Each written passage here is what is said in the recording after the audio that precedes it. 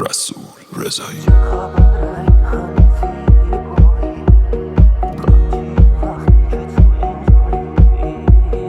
چه خبره این همه زیبایی؟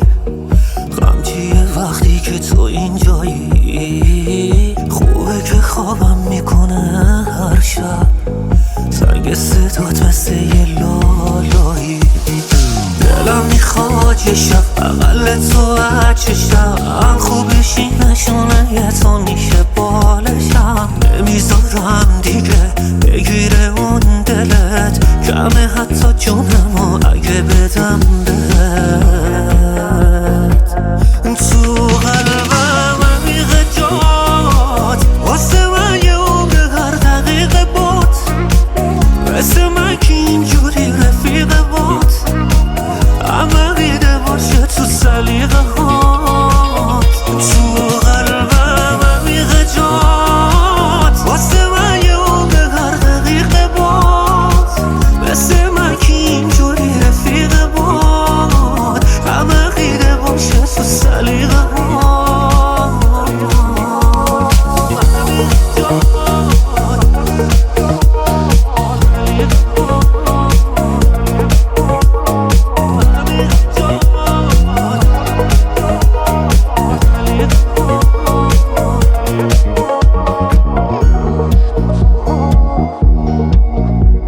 چشم تو هر بار میبینم، انگار دارم خواب میبینم.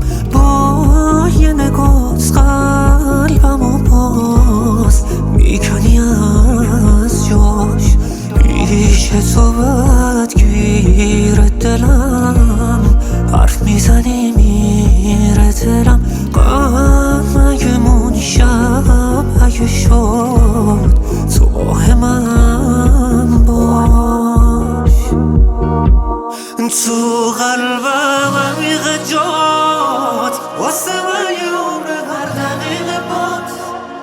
مثل من که اینجوری رفیق بود، عمقیده باشه تو سلیقه هات. تو قلبم عمیق جات، واسه من